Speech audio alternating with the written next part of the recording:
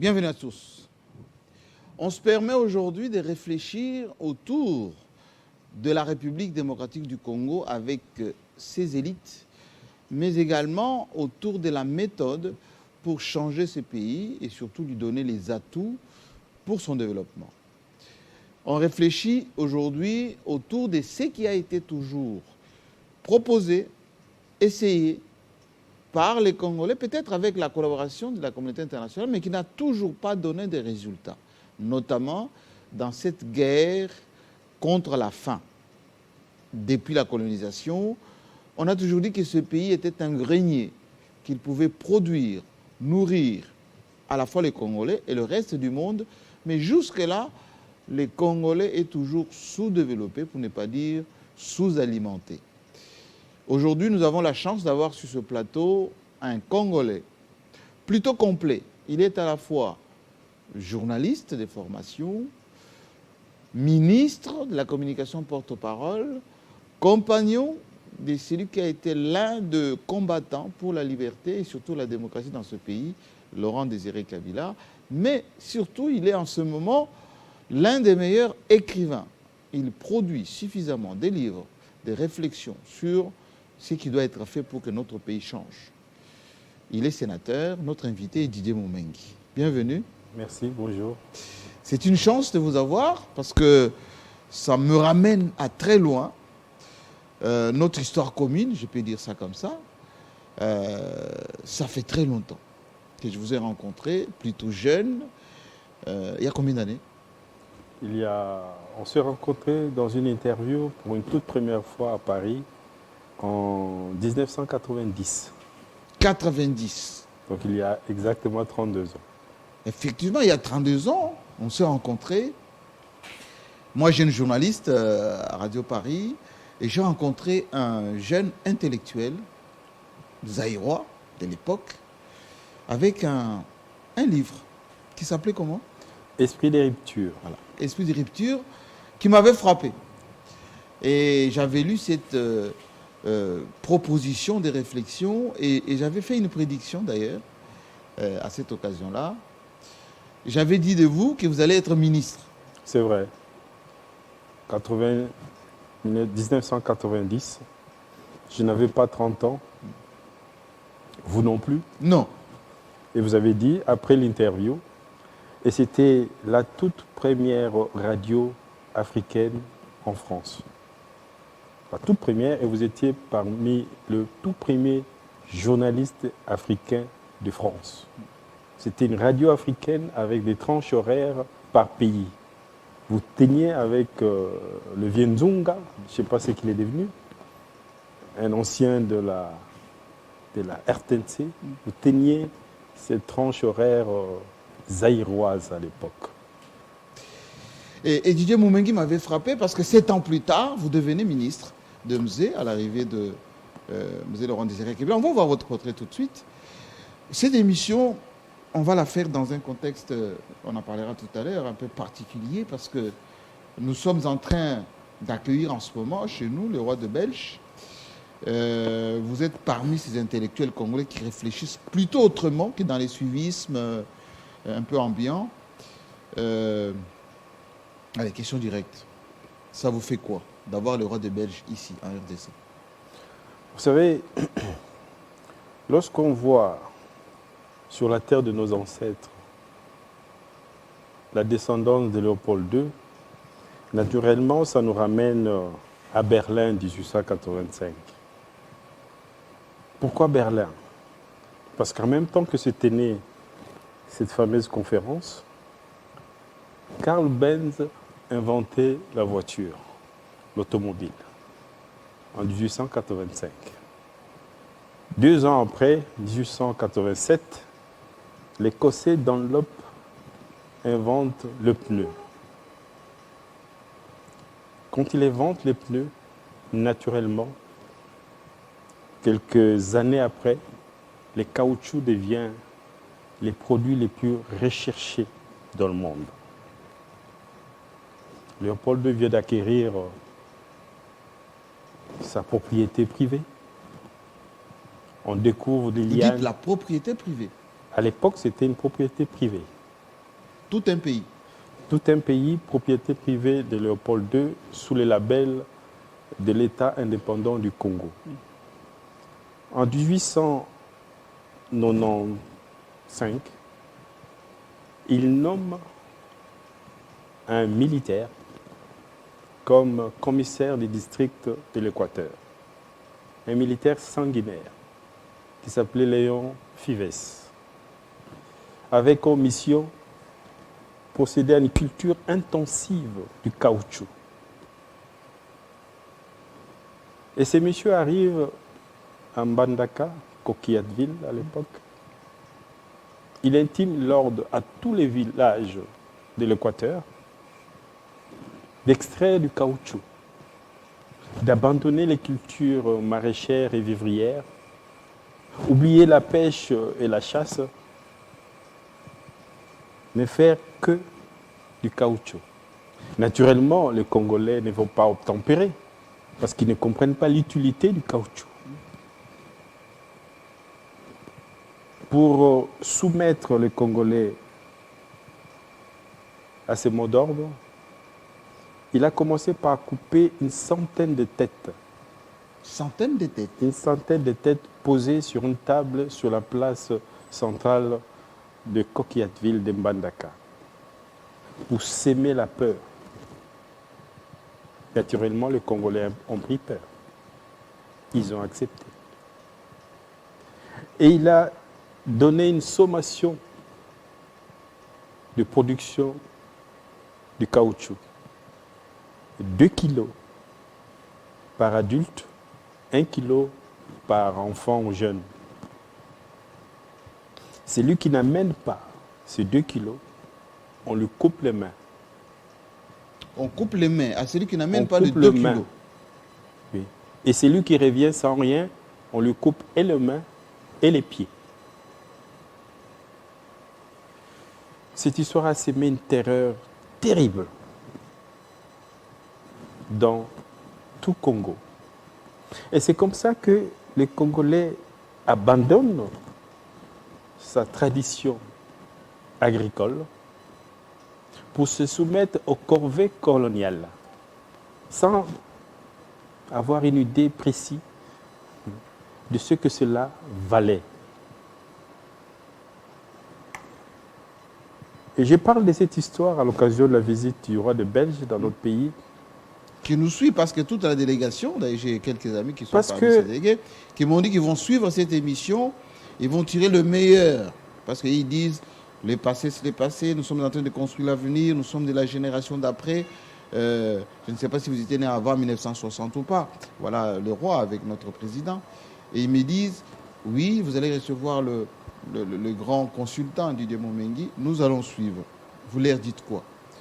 Je leur dis que je raconte cette histoire parce que pour des raisons d'historiographie, mais aussi pour des raisons de pédagogie, nous devons faire le procès du commissaire Léon Fivez. De ces commissaires? De ces commissaires. Parce que le procès de ces commissaires va donner un éclairage tout à fait historique sur la colonisation et sur tous les dégâts post-traumatiques qui se perpétuent dans nos consciences jusqu'aujourd'hui. J'en parle pourquoi? Parce qu'à travers ces corvées coloniales, le mot travail a pris un autre sens dans nos consciences. Le travail, depuis, signifiait servage, esclavagisme.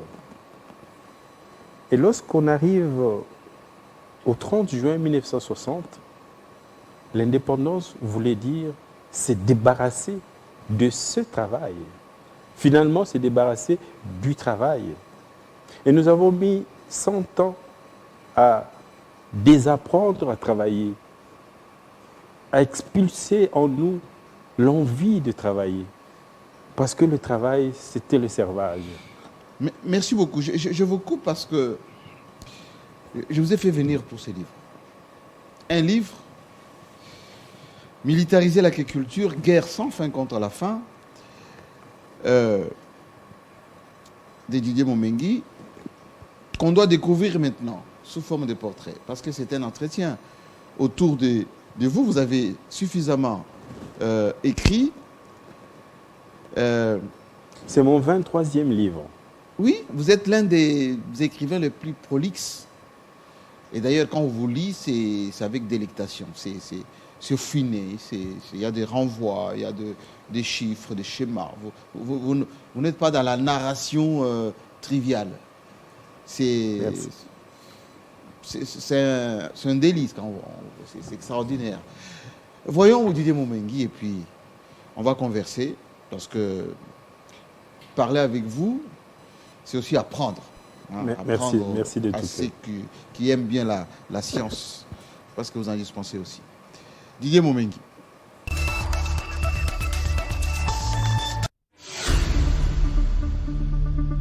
Dans les médias où il décolle, dans les livres où il assoit son intellect, ou encore en politique pour son assiduité qui le conduit à plusieurs postes de responsabilité de gouvernement en gouvernement, Didier Moumengi est un personnage bien installé dans l'histoire de la RDC ces 30 dernières années. Formé en journalisme, il se remarque en tant qu'éditorialiste dans des journaux congolais et français, tels que Le Monde diplomatique. Après s'être retrouvé coup sur coup directeur de cabinet du ministre de l'Information, puis celui de la Coopération, Laurent Désiré Kabila le nomme en 1998 ministre de l'Information et de la Presse, porte-parole du gouvernement. Fin communicateur, il s'affiche en tenue militaire lorsque le pays est agressé par ses voisins, la même année.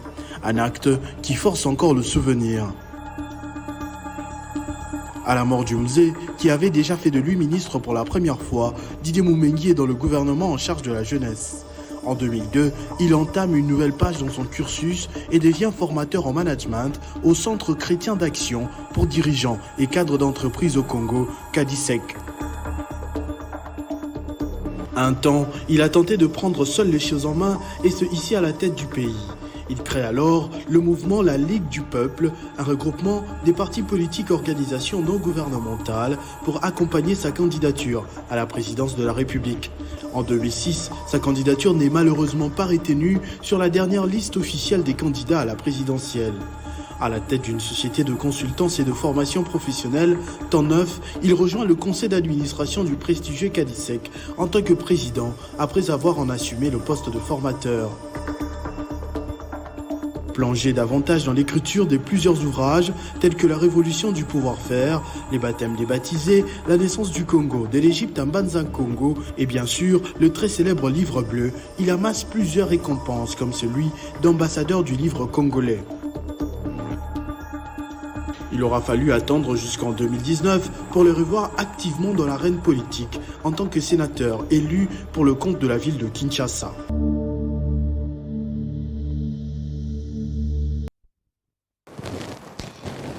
Didier Moumengi, vous inspirez beaucoup d'admiration et pour ne pas dire délectation. Quand on regarde ces beaux messieurs plutôt raffinés, à titre personnel, quand il faut vous présenter, parler de vous, qui êtes-vous finalement? J'aurais voulu être celui que mon parrain a voulu que je devienne.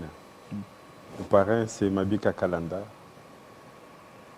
Il ne m'a pas vu écrivain, mais il avait toujours rêvé que je devienne écrivain. Vous lui avez rendu hommage dans ce livre. Je lui ai rendu hommage. Il reste mon éternel enseignant. Qu'était-il, Mabika Kalanda? Il est mort il n'y a pas longtemps. Non, il est mort depuis 95. 95, bien fait, oui. effectivement. C'était un savant. Mabika Kalanda. Un esprit supérieur. C'est lui qui m'a appris à réfléchir et à écrire.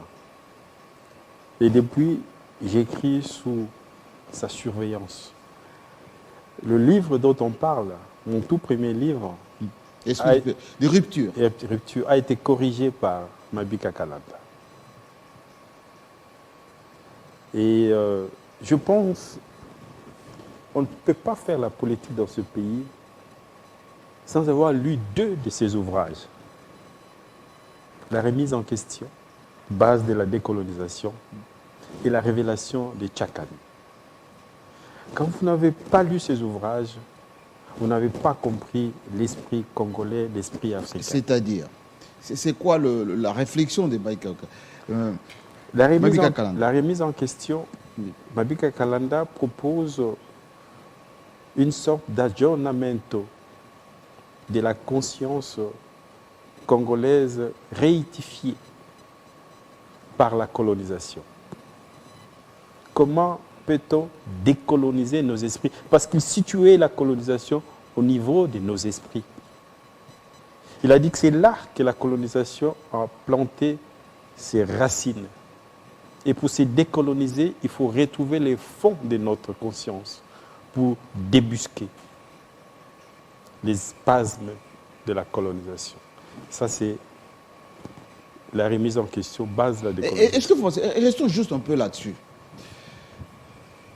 Est-ce que vous pensez que quand on parle des évolués, de ces Congolais complexés par le blanc, vous avez ce blanc qui est arrivé, qui a dit oubliez la terre, oubliez vos fleuves, oubliez l'agriculture, faites-moi du caoutchouc, soyez asservis.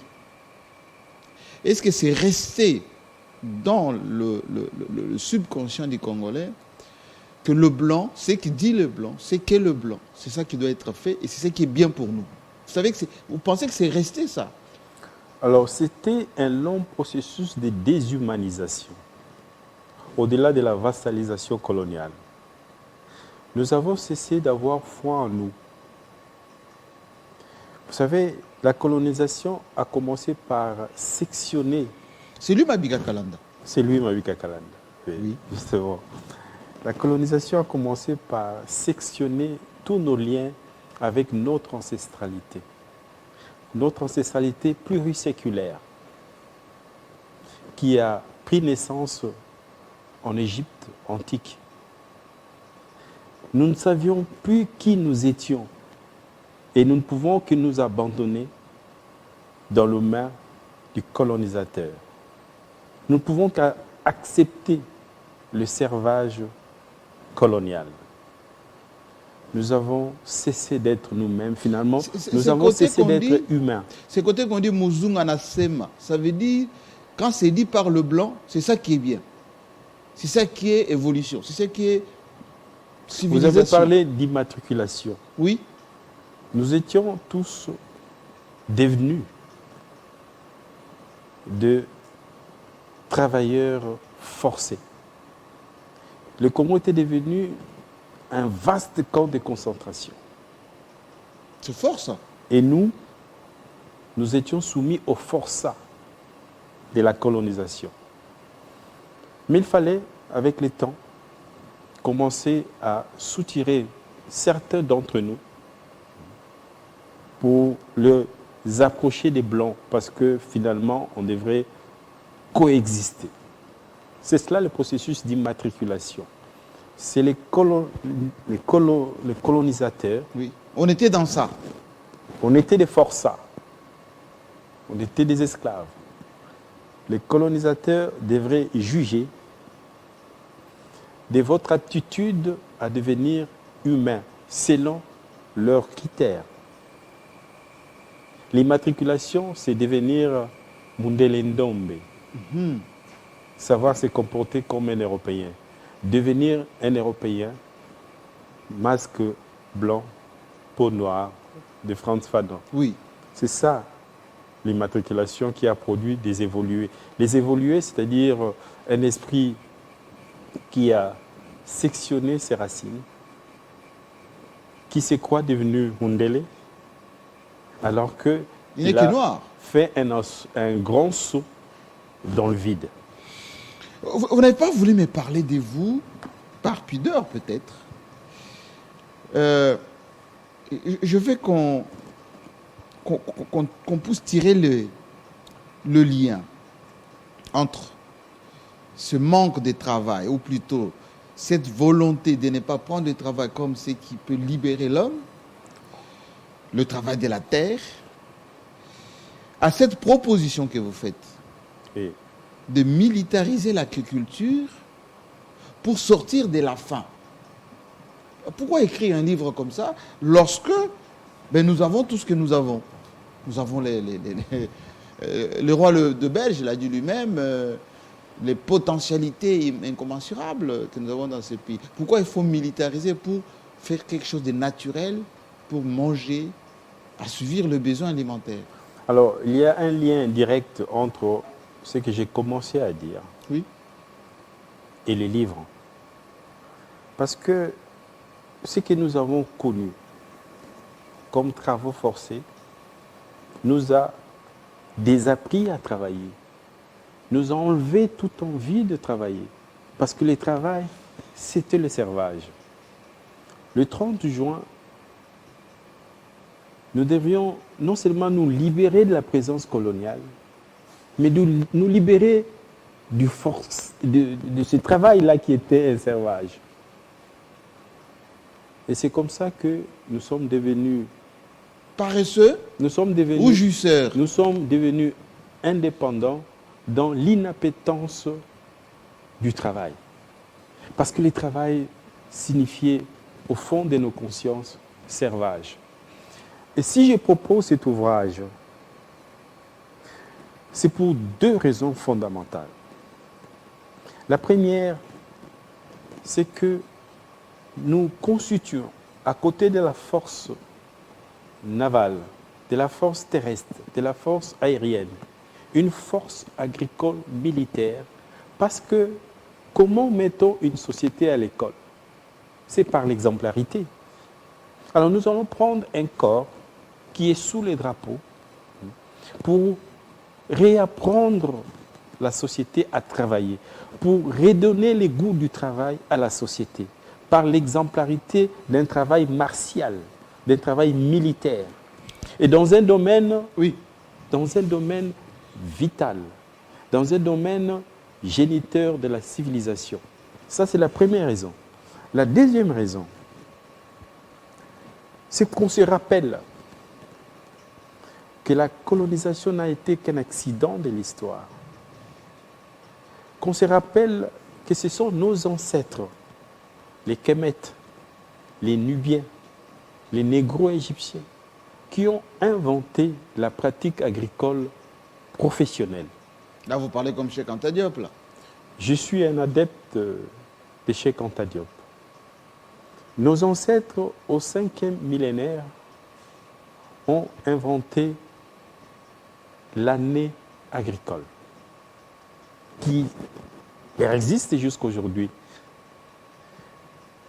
découplée en 3 saisons. La quête, Aket, c'est-à-dire la période de la crue du Nil, comment élever les digues et produire. La deuxième saison, c'est le Péret. Le Péret, c'est l'ensemencement et la croissance. Et la troisième saison, c'est les Chémous. Les Chémous, c'est la moisson. Ce sont nos ancêtres qui inventent la pratique agricole. Ce n'est pas l'Européen. Ce n'est pas l'Européen. Et mieux, au 4e millénaire, c'est encore nos ancêtres qui inventent ce qu'ils appelaient l'arère, c'est-à-dire l'ancêtre de la charrue.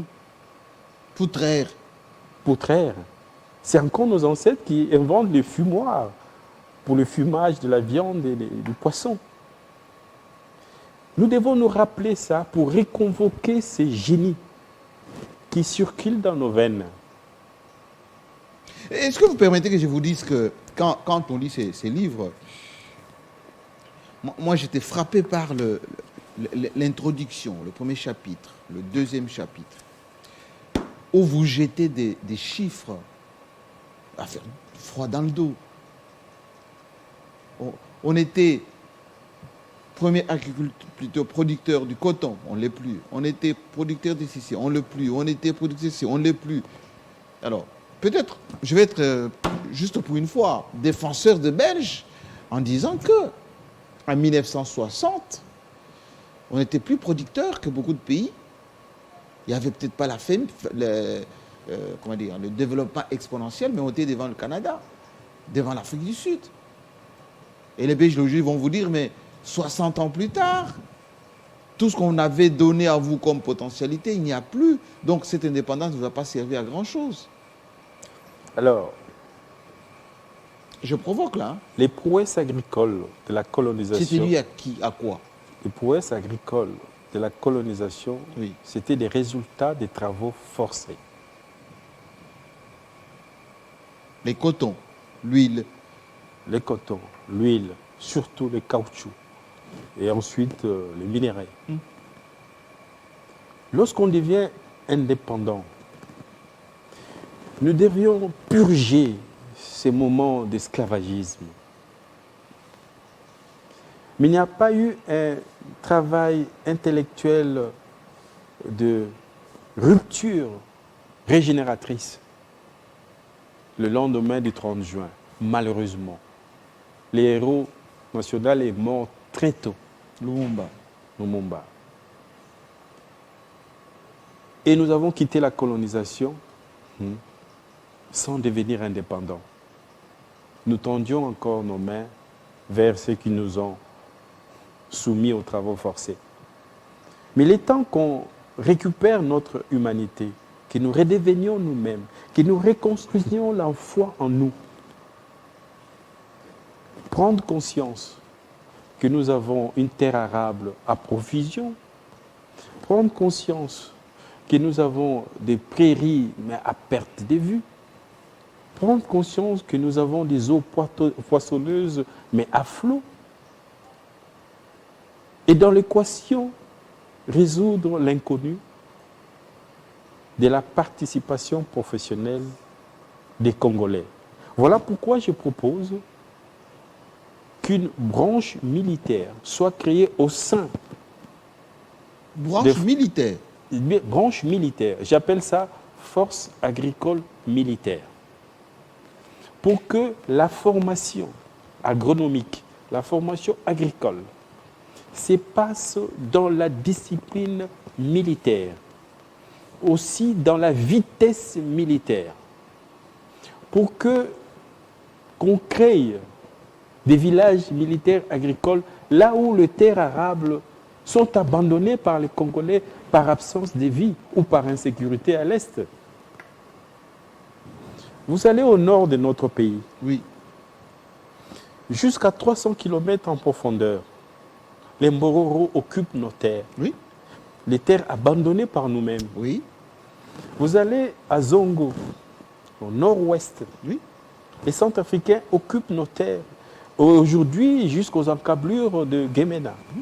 Mais allez dans les Massissi.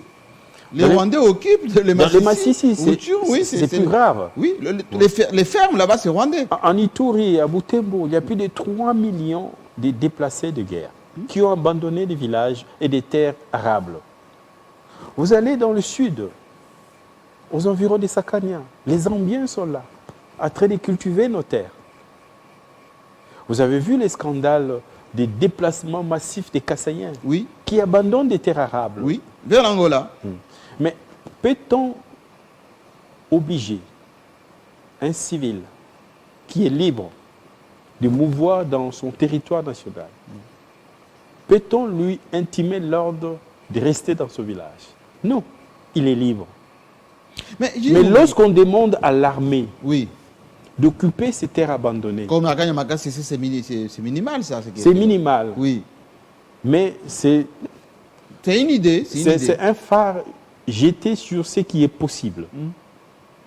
Lorsque on demande aux militaires d'implanter un village agroalimentaire là où la terre a été abandonnée, on appelle ça déploiement militaire. Et dans ces déploiements, je propose dans le livre des sommations de production. On va dire aux militaires, 2 hectares représentent tel niveau de production. Si vous En l'atteignez, termes d'objectifs. sommation de production. Il doit produire ce qui est prévu, ce qui est pensé, ce qui est modélisé, ce qui est arrêté par l'état-major de la force agricole militaire. Il doit le produire. S'il ne le produit pas, il doit s'expliquer. C'est la cour martiale. Ah, à ce point. Mais c'est cela, la production à la hussarde, la production martiale. Là où les civils mettent 6 mois, 3 mois pour construire une route de dessert agricole, mais le génie militaire agricole construit la même route de dessert agricole En 2 semaines. en 2 semaines. Oui.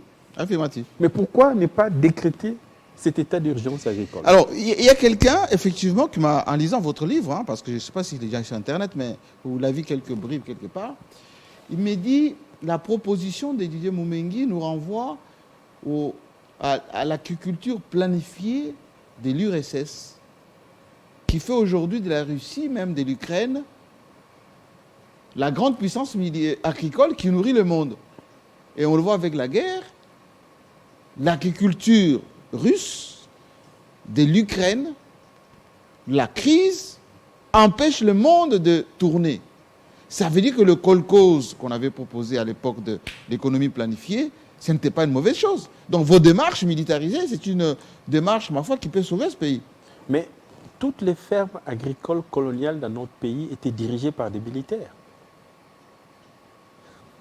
Allons-y en France. La Première Guerre mondiale, la France est épuisée, dévastée par la misère. Le président Raymond Poincaré, en 1915, décrète la militarisation de l'agriculture. Absolument. Oui. Mais aux États-Unis, ils ont été à l'extrême. C'est l'esclavagisme qui a permis l'essor agricole américain. Dans les champs de coton, les Noirs qui étaient utilisés comme des machines dans les Antilles, c'était la même chose. Oui.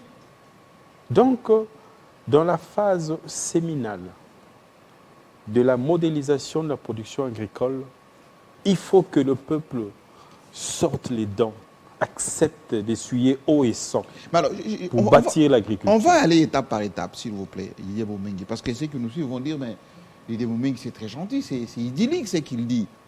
Mais on va vous parler des objectifs 80, Mobutu Sese Seko, agriculture, priorité de priorité.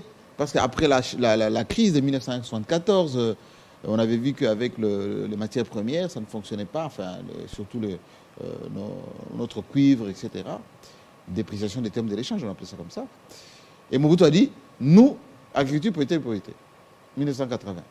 Ça n'a pas fonctionné. Mais il a commencé bien avant. Oui. 1965. Retroussons les manches. Oui. Retroussons les manches, oui. De 65 à aujourd'hui, le secteur de l'agriculture a produit plus ou moins 47 projets et programmes de relance agricole. 47. Le dernier projet, c'est les États généraux de la relance de l'agriculture organisée par le ministère de l'Agriculture en 2021. Absolument. Septembre 2021. Oui. Pourquoi ça n'a pas fonctionné? Dites-moi, c'est quoi les raisons fondamentales? Vous allez nous dire la colonisation, on voulait se départir du travail, on voulait s'émanciper, etc. Mais est-ce que c'est la seule raison? Ce qui a manqué, c'est la modélisation stratégique de l'économie agricole. Modélisation. Modélisation stratégique de l'économie agricole et rurale. Modélisation stratégique, qu'est-ce que ça veut dire? Vous dites, voilà, nous avons, prenons le secteur de la pêche. Nous avons dans nos eaux plus ou moins 700 000 à 1 million de tonnes de potentialité halieutique. Les poissons meurent dans nos eaux. Des vieillesses. On décide où est-ce qu'il faut mettre des ports de pêche. Des ports de pêche. Des ports de pêche. C'est-à-dire, lorsqu'on implante des ports de pêche, il y a toute la plateforme des infrastructures qui accompagnent la logistique. La chaîne du froid. La chaîne du froid, tout ça, la conservation, tout. On dit non. Nous avons le lac Tanganyika qui peut produire du poisson pour toute l'Afrique. Port de pêche avec la plateforme de toute la logistique qui accompagne. Mais ces ports-là doivent nourrir quel marché? On dit non. Au nord, il y a les marchés du Grand Kivu. Au sud, il y a les marchés de Lubumbashi. À côté, il y a les marchés du Kasaï. Et plus loin, les marchés de Maniema et de Kinshasa, en transitant par Ilebo. Ça devient la priorité de la République. Désenclavé. Désenclavé. Et ces ports-là doivent être en connexion avec quel port? Tiens, à Kisangani, il y a une potentialité halieutique terrible. Deuxième port de pêche. on est toujours en amont. Mais en aval, Mbandaka, au lieu de la pêche, 3e port de pêche, tout ça en connexion. Lorsqu'on met un port de pêche, on dit, tiens, mais il nous faut relancer l'industrie de la construction des bateaux. Oui, naval. L'industrie navale. Mais comment un pays qui a un fleuve long de plus de 4000 km n'a pas de chantier naval, ou le chantier naval de l'ONATRA, Presque obsolète, hein? oui, il est en état de coma avancé. Comment expliquer ça? De relancer l'industrie de la construction navale. Mais tout cela par la rapidité militaire, au travers de la discipline militaire, avec des objectifs précis, chronométrés. Lorsqu'on n'atteint pas l'objectif, c'est la cour martiale. On s'explique. Comme en Chine. Comme en Chine. Comme en Chine. Et aujourd'hui, la Chine, dont nous chérissons tant les prouesses, a commencé son relèvement par l'agriculture. Et c'est pour ça qu'aujourd'hui, la plus grande ferme du monde, elle est chinoise. Oui, c'est que Bao avait proposé, il faut manger 3 fois par jour. Le bol de riz devait être multiplié, je ne sais pas par Vous combien. savez, je ne suis pas sûr de la prononciation, Manjandong, City Farm de Chine, c'est 9 millions d'hectares de fermes, avec plus de 100 000 vaches. Aujourd'hui, la Chine, qui est en crise de terre, a comme priorité dans sa politique étrangère acheter des terres agricoles. Acheter des terres agricoles. Les Chinois. La Chine a plus de 10 millions d'hectares de terres agricoles en dehors de la Chine, principalement en Australie, en Afrique et en Asie du Sud-Est, dont la production se dirige tout droit vers la Chine continentale. La Chine achète des terres agricoles, pendant que nous avons des terres à foison. En jachère. Alors l'inconnu de l'équation, c'est la force de travail que nous devons réhabiliter en donnant à l'armée la charge de réapprendre le goût du travail à la société. Alors, il y a une des questions qui est revenue presque, j'en ai 80 pour vous, enfin 60 questions, où quelqu'un me pose cette question. C'est très gentil ce qu'il dit, mais on doit commencer par quoi? On doit commencer par les institutions qui sont faibles, les finances, parce que tout ceci c'est finances, qu'on n'a pas encore en termes de disponibilité. On a le potentiel, oui, mais en termes de disponibilité. La technologie qu'on n'a pas non plus, parce que l'agriculture est devenue mécanisée, électronisée, même avec la géolocalisation maintenant, pour gérer la pluviométrie, tout ça, ça coûte de l'argent. Et le nœud du problème, c'est l'homme congolais, qui est habitué à la danse, à la boisson, à la sape. Didier Moumengi propose quelle démarche pour que sa révolution fonctionne? Vous savez, une anecdote. Le 4 août 1998, un mois, jour pour jour, je suis nommé ministre. La guerre éclate à Kinshasa même. Il est 4 heures du matin. Mouzé m'appelle. Il dit... Mouzé Laurent Désiré Kabila. Il m'appelle, il dit... Fiston, il m'appelait Fiston. Ça, c'est vous, ça? Oui, c'est moi. En tenue de combat? Oui. Avec Henri Mova? Oui. Sur le boulevard du 30 juin? Oui, devant l'ONATRA. Là, c'est la toute première marche contre l'agression, oui, que nous avons organisée. Mouzé vous appelle? Il m'appelle, il me dit, Fiston, tu dois arriver à la RTNC avant les agresseurs. Si ça part de la RTNC, ils vont déclarer la fin de notre pouvoir et les débuts de l'occupation. Tu dois arriver avant. Il est 4h45. Ça faisait juste un mois que j'étais ministre. Un mois? Un mois, jour pour jour. Alors, Naïveté, je prends ma voiture officielle, 5h30, je descends. Seul, sans garde. Avec Un militaire. un militaire. Parce que mon chauffeur n'était pas encore arrivé. Oui. Mais j'habitais Pigeon. J'arrive aux encablures du Palais des Marbres. J'entends des détonations. C'était la première fois. Des coups de feu. Des coups de feu.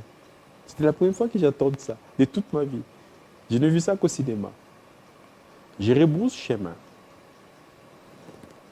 J'arrive chez moi, je dis, mais j'ai eu un ordre de mon chef. Je dois arriver à la RTC. Je m'échange. Je prends une voiture banalisée de mon épouse. Je me mets en jogging. Je fais les tours de la ville par Binzaipen, Selembao. Et j'avais la chance d'avoir mes beaux-parents qui habitaient Songololo, juste à côté de la RTC. Je me gare là, avec mon garde du corps en jogging. À l'époque, Beauvau, c'était encore une brousse. Oui. Je fais la brousse, j'escalade les murs de la RTNC, je me retrouve, Sémédier tenait l'antenne pour ouvrir le journal des 6 heures. Il était planqué, il avait peur. Heureusement que lui me connaissait encore, parce que je n'étais pas connu. Il me voit, il ouvre la porte, et j'entends le bout de canon se rapprocher. Je me suis dit, ça, c'est l'agresseur qui arrive. Mais je n'ai pas tous les détails de la guerre. Qu'est-ce que je fais? Je ressors de la radio. Il n'est pas encore 6 heures juste. Je traverse vers les camps Kokolo. Je vais chercher des militaires. Je dis, moi, je dois parler à 6 heures. Il ne me reste plus que 10 minutes. Venez commencer Assurer la protection. assurer ma protection, parce que je n'ai pas beaucoup de militaires. La blague, c'est que le commandant de poste me dit, mais monsieur le ministre, il faut faire passer les communiqués. Je dis justement non. Il faut appeler les militaires qui sont disponibles. Oui. J'en ai pris 14 militaires. Je les ai mis là où aujourd'hui on a aménagé la station d'essence. Oui. Je leur ai donné l'ordre de tirer. Parce que Mouzé m'a dit qu'ils viennent vers Pinsuka pour s'emparer de la télévision. Pendant qu'ils tiraient, il est 6 heures du matin, je prends la parole pour annoncer la nouvelle que le pays était agressé. Quel courage! Et parce que je n'avais pas eu le mot d'ordre de Mouzé, j'ai improvisé le couvre-feu. Que personne ne sorte. En attendant que les forces armées congolaises rétablissent l'ordre. Après ces communiqués, Mouzé m'appelle, il dit, c'est ton baptême de feu. Mais je ne pouvais plus se sauter de l'air. Où est le rapport entre cette information, cet ordre de musée et la question que je vous ai posée tout à l'heure? Par où on doit commencer? Laissez-moi arriver. Oui. Je saute des étapes. Oui. Je me retrouve au Palais des Marbres, face à face avec Mouzé, qui me félicite pour ce courage et qui me dit, on aura du mal à protéger Kinshasa sans l'adhésion du peuple. Parce que notre armée a été désorganisée. Est-ce que tu es capable de mobiliser le peuple? Sans le peuple, on ne saura pas faire face à cette guerre. C'est un vaste complot. Il dit, Mouzé, je n'ai pas le choix. Il dit, ça veut dire quoi? Ça veut dire, je m'engage. Est-ce que je peux avoir la tenue militaire? Sur l'échange, je me suis déshabillé devant Mouzé, j'ai mis la tenue militaire. Et Mouzé va me poser cette question, c'est-à-dire le lien. Penses-tu que le peuple congolais va nous suivre? J'ai dit oui. Dis-moi, j'ai foi en ce peuple. Je sais que si tu lui parles, tu dis au peuple le vrai problème, les vrais dangers, les périls qui menacent notre pays à travers cette agression, ce peuple sera notre puissante armée. Le peuple congolais n'est pas danseur. Le peuple congolais n'est pas jouisseur. On ne lui dit pas sa vérité. On ne lui dit pas sa vérité. On ne lui parle pas comme il faut. Didier parle à la conscience de ce peuple. Ce peuple se mettra debout et défendra la nation. C'est ce que je fais. Et le peuple s'est levé et a défendu son pays. Et ce qui était à la base de cette défense de Kinshasa. Absolument. Et les liens, c'est que le peuple que vous décrivez, ce n'est pas le peuple congolais. Si demain, on décrète l'état d'urgence agricole, on donne l'armée en exemple, le peuple congolais suivra en 1 année, 2 ans, nous allons étonner le monde. Mais les autres pans, pour ne pas dire d'autres réalités, je vous ai parlé de la technologie, des finances, je vous ai parlé des infrastructures. Et les gens qui ont mis ce pays sous coupe depuis 1960, enfin depuis même les indépendances, qui pensent que si on laisse le Congo se développer, il va s'échapper. Ils vont vous laisser faire? Vous savez, aujourd'hui, notre pays, l'indice du capital humain, c'est 0,30%, selon l'IDH du PNUD. Alors, 0,37%, cela signifie quoi? Qu'un enfant né au Congo ne peut réaliser son potentiel productif et créatif qu'à hauteur de 20%, 37%. Ailleurs, c'est 100%. Parce que l'éducation, le système éducatif, l'encadrement, l'environnement général de vie n'est pas propice à la créativité, à la productivité de l'homme. Il faut changer ça. Il faut changer ça. Radicalement. Parce que ce peuple, je vous ai parlé de son ancestralité. Oui. C'est ici, dans ce pays qu'est né le premier exercice mathématique. Au Congo. Sont nés ici au Congo, à Ishango, vers la source du fleuve Sibiliki. 23 000 ans avant notre ère. Bien avant Sumer, on a inventé un instrument pour calculer la production agricole. Laissez-moi vous choquer. Moi, je crois, oui. J'ai foi en l'inventivité du Congolais. J'ai confiance à la force de travail du Congolais. Mais on ne lui met pas dans des conditions propices à transformer ses potentiels professionnels en activités professionnelles réelles. La politique s'érige assez souvent contre les intérêts vitaux de la nation, donc du peuple. Nous n'avons pas un encadrement éducatif efficient pour que le Congolais montre sa créativité. Mais le Congolais est créatif. Il n'est pas jouisseur. Il n'est pas du tout jouisseur. Il n'est pas du tout les danseurs que vous décrivez, non. Mais on dit de lui, les Didier Moumé qui sont des espèces rares, qui réfléchissent, qui écrivent. On dit si vous voulez cacher quelque chose au Congolais, mettez-le dans le livre, il lira jamais. Mais c'est pour ça que le monde était étonné que les Congolais se mettent en face des militaires en étant sans armes. Les gens étaient étonnés que les Congolais puissent se lever, résister sans armes contre les militaires surarmés. Vous avez vu des Congolais attraper des militaires? Oui. Les gens étaient étonnés. Mais ils seront aussi étonnés si on décrète l'état d'urgence agricole avec la modélisation martiale que je propose. Vous serez étonnés de l'engouement professionnel du Congolais. Excusez-moi du peu. Est-ce qu'aujourd'hui on dit voilà, militariser l'agriculture, la guerre sans fin contre la fin de Didier Momengi, on vous nomme Premier ministre. Juste pour voir. On dit voilà, vous avez un mandat de 5 ans, allez, 3 premiers ministres. Mais vous commencez par quoi? Moi, j'ai besoin de 3 ans pour transformer radicalement. Vous allez faire quoi? Vous allez changer par la formation? Vous allez changer par, réquisitionner les hectares? Ou vous allez discipliner tout le monde à aller au travail? Vous allez faire quoi? Je mets en pratique la modélisation à la hussarde.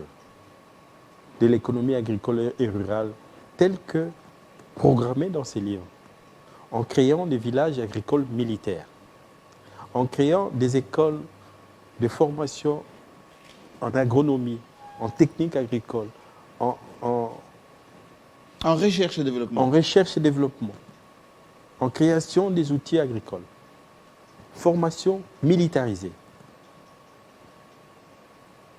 Il faut combien d'années pour faire ça? Non. Une année suffit. Oui, une année. Une année suffit pour mettre en place un système. Avec des banques agricoles, des coopératives. Il y a une banque agricole qui est prévue dans ces livres. Il y a un système financier militarisé prévu dans ces livres. En créant un marché financier qui redonne des crédits sains dans un environnement où la corruption sera un crime des lèse-peuples. La corruption. La corruption. Vous détournez C'est un crime. les fonds liés à l'agriculture. C'est un crime des lèse-peuples.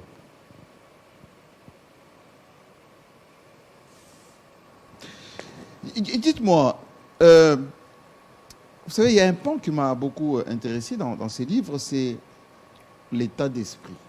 On dit l'agriculture c'est sale, la campagne c'est pas beau, il faut l'exode rural pour venir en ville, voir les lumières, s'habiller, écouter la musique, etc. Et c'est pour cela que nos campagnes, c'est vide de force de travail agricole, par exemple. Comment vous allez changer ces mentalités? Mais je dis, moi je mets en place une force agricole militaire. Réquisition. Réquisition volontaire, mais une armée agricole. On crée des villages agricoles par un déploiement militaire.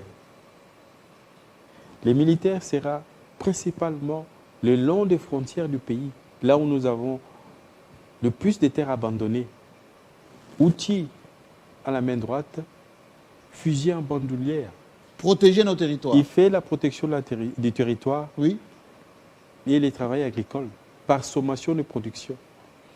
Le système est organisé de l'escouade, donc du bataillon au niveau du village agricole, jusqu'à l'état-major, en transitant par les différents régiments et la brigade.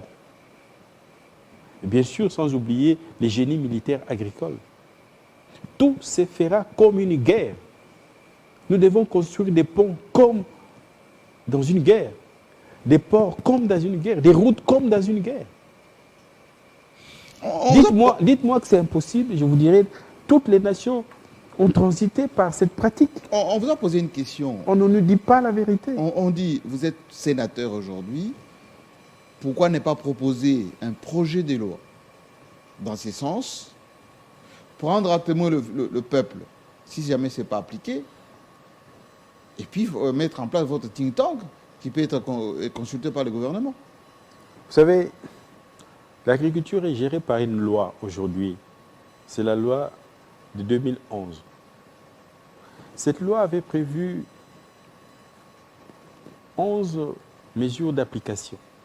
Aucune de ces mesures n'a été prise. Donc c'est une loi qui est une lettre morte. Vous l'avez dit tout à l'heure, ce qu'il faut changer d'abord, c'est l'état d'esprit. C'est l'état d'esprit qu'il faut changer. Et ces livres provoquent les consciences.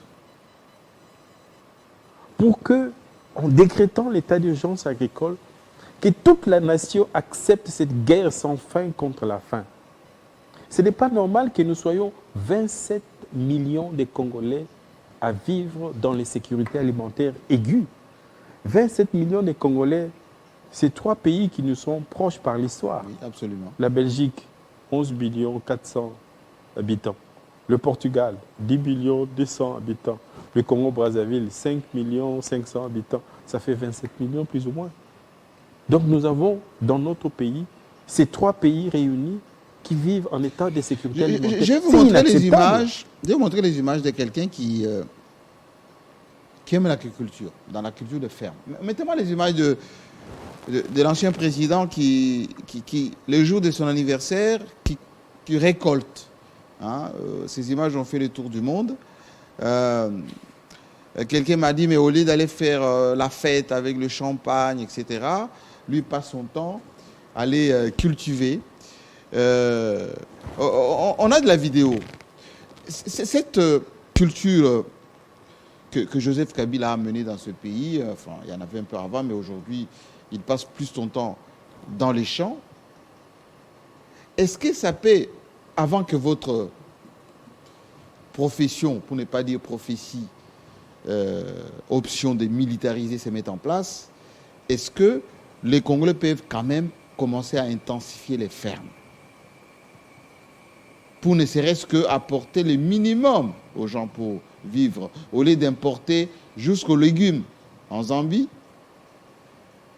les tomates. J'ai vu quelqu'un importer de la farine de l'Angola. L'Angola aussi qui fait venir cette farine du Portugal ou je ne sais pas moi du Brésil.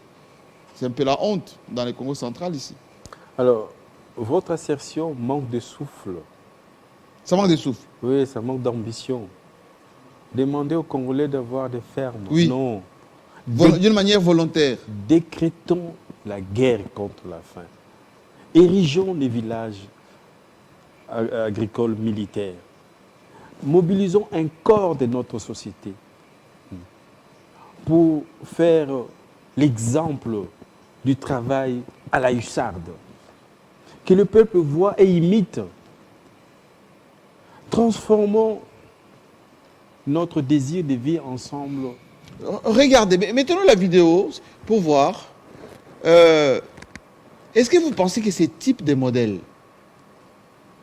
ça peut se généraliser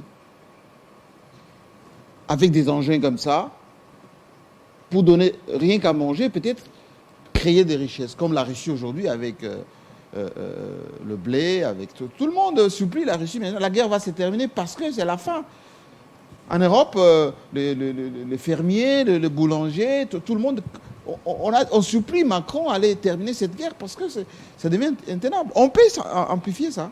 Oui, lorsque moi je parle d'économie agricole, agroalimentaire et rurale, c'est pour que toute la chaîne de la production agroalimentaire soit domptée par le force nationale. Jusqu'à la transformation? Jusqu'à la transformation. Du travail de la terre à la transformation, au conditionnement dans toutes les filières de l'activité agroalimentaire. Jusqu'à la fabrication des engins agricoles. Comme font les Marocains aujourd'hui avec la sardine. Mais comme font tous les peuples. Ou les Namibiens avec les chinchas. Je vous ai dit au départ ici oui, que les techniques agricoles séminales ont été inventées par nos ancêtres. Donc cette faculté d'inventer des machines-outils circule dans nos veines. Il suffit d'un conditionnement efficient, patriotique, volontariste, pour que les Congolais étonnent le monde, même dans la fabrication des machines-outils.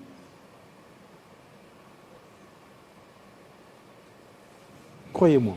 Terminons cette émission avec des questions, on va dire, des philosophies. Parce que vous êtes quelqu'un qui écrivait, qui réfléchissait. Vous n'avez pas seulement publié sur l'agriculture. D'où vous viennent ces inspirations? Pourquoi quand on vous lit, on a l'impression que vous maîtrisez la discipline dans laquelle vous êtes? J.D. Moumengi. Mais parce que je suis un homme révolté. Par quoi? Par l'état des misères dans lequel croupit mon peuple.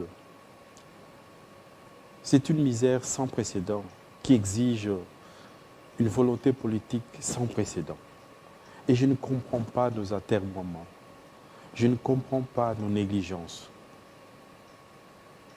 Je suis un révolté. Quelque part, je ne donne aucun sens à ma vie, sinon la réflexion pour prendre ma part dans la prise de conscience qui nous est non seulement nécessaire, mais urgente. Est-ce que vous êtes entendu comme Mabika Kalanda, vous le regrettez à chaque fois qu'il n'est pas lu, la jeunesse ne lit pas. Est-ce que tout ce que vous écrivez, on vous voit, quand on regarde Didier Moumengi, on a l'impression que vous réfléchissez en permanence. Vous êtes en train d'alerter sans qu'on vous écoute. Non, mais écoute, je suis écouté. De plus en plus, des jeunes gens s'adonnent à ce travail de réflexion. De plus en plus, la pensée commence à avoir sa place dans les différentes considérations. Parce que je prends l'exemple d'un jeune homme qui est devenu président en France, Oui, Macron, Macron. que j'ai connu d'ailleurs consultant à l'époque. Mais comment il a, Simple conseiller à la Rothschild, moi j'étais à la Société Générale. Lui était à la comment il a Rothschild. été Oui. connu? C'est parce que l'ancien président Sarkozy demande à Jacques Attali de produire une étude, une réflexion sur la croissance. Et les rapporteurs du comité Attali pour cette étude sur la croissance s'appelaient Emmanuel Macron. Quand est-ce que dans notre pays, on va demander aux intellectuels, aux scientifiques, non pas de se prostituer en tant que ministre, ou même de produire les études, pour que le politique les transforme en pratique, en activité. On ne vous consulte pas, Didier Moumengi? On ne consulte aucun scientifique. Avez-vous déjà entendu d'un rapport d'un groupe de scientifiques sur la croissance, sur l'agriculture, sur n'importe quel sujet, commandé par le gouvernement? Il y a une question, quelqu'un m'a dit, mais on l'a mis à la tête de... Au niveau de Kinshasa, je ne sais pas quelle est cette structure, vous devez coordonner quelque chose. Qu'est-ce que ça a donné comme résultat? Mais rien. Je ne coordonne rien. Je suis sénateur, président du groupe des sénateurs de la ville de Kinshasa. C'est tout. C'est tout. Et on ne vous demande pas de prendre des études, comment développer... Chaque intercession, nous produisons des rapports oui. que nous adressons au gouvernement. Oui. Et pour quelle suite? Assez souvent, il n'y a pas de suite. Vous désespérez du génie congolais? Non, j'ai foi. J'ai confiance aux Congolais. Je ne désespère pas. Sinon, j'allais arrêter d'écrire. Je continue à croire que cette nation n'a pas encore abattu ses véritables cartes. Alors, le roi de Belge, on va terminer par là, a dit « Nous sommes de la génération d'après l'indépendance. Nous devons plutôt nous propulser vers l'avenir, voir ce qu'on peut faire ensemble. Celui qui a des bonnes relations avec la Belgique, c'est celui qui va maîtriser le monde. Est-ce que vous pensez que le capitalisme, vous êtes quelqu'un qui réfléchissait beaucoup autour du capitalisme, a intérêt à ce que le Congo se développe? Ou le Congo doit être le réservoir de matières premières, comme ça a été ces messieurs qu'on doit juger et qui étaient venus chercher les caoutchoucs chez nous, Léopold II, et toute sa descendance. Vous savez, il faut faire attention au concept de l'avenir. Parce que un peuple qui tourne le dos à son passé tourne en rond dans son présent. Parce que son histoire est la porte par laquelle il entre dans le futur. Je suis un passionné de l'histoire. Je sais que les mots les plus terribles qui rongent nos consciences trouveront leur remède dans l'exhumation de l'histoire. L'exhumation de l'histoire. Absolument. Mais on demande d'enterrer cette histoire. Mais on dit si vous voulez vous développer, oubliez ce qui s'est passé. Mais enterrer l'histoire, c'est enterrer votre humanité. Vous savez, en 1260 avant notre ère, un pharaon noir qui s'appelait Kéti, voyant sa fin arriver, appelle son fils, Merikare. Il lui dit, mon fils, tu seras pharaon. N'oublie pas une chose. Un peuple qui a faim, c'est une rébellion qui se prépare. Un peuple qui a faim. C'est une rébellion qui se prépare. Une multitude qui se révolte. Les discours de paix n'ont pas de sens. Il faut lui montrer la route du grenier. Mon fils, la première activité, n'oublie jamais ça. C'est nourrir ton peuple. lorsqu'on prend conscience que cette intelligence a été professée par un de nos ancêtres, 1260 avant notre ère, est-ce qu'on ne peut pas récupérer cette sagesse et nous dire à nous-mêmes que notre ancestralité est pavée de hauts faits, que nous sommes appelés à reproduire aujourd'hui? Nous avons été la première civilisation du monde. Quand est-ce qu'il faut que nous décidions de récupérer cette intelligence séminale, cette force génésiaque qui a orienté le monde? Décidons aujourd'hui de redevenir ce que nos ancêtres ont été. Ils ont étonné le monde. Merci beaucoup Didier Momengi. Je rappelle le livre. Ces livres, il faut absolument le lire, l'avoir chez vous. Militariser l'agriculture, guerre sans fin contre la faim. Voilà, vous qui cherchez déjà à nommer ministre, voilà, il y en a un. Ministre, je l'ai déjà été. Oui, vous avez été, mais bon, pour le moment, pour essayer un peu de concrétiser ces genres de pensées, parce qu'il n'écrit pas seulement. Ce livre décrit dans le détail ce qu'il faut faire. Absolument. Il n'y a qu'à s'en emparer et le faire. C'est très didactique. Vous qui êtes de la diaspora, je sais que vous êtes très nombreux, vous avez suivi avec beaucoup d'attention cette émission. Procurez-vous ces livres, partagez cette émission. Aux dirigeants, n'oubliez pas ces maximes, ou plutôt cette affirmation du pharaon: un peuple qui a faim, c'est une révolution, c'est une rébellion. Et le peuple congolais a faim. Il faut faire très attention. Portez-vous bien. À la fois prochaine. Merci, Diego Mendy. C'est moi qui vous remercie. Merci à vous.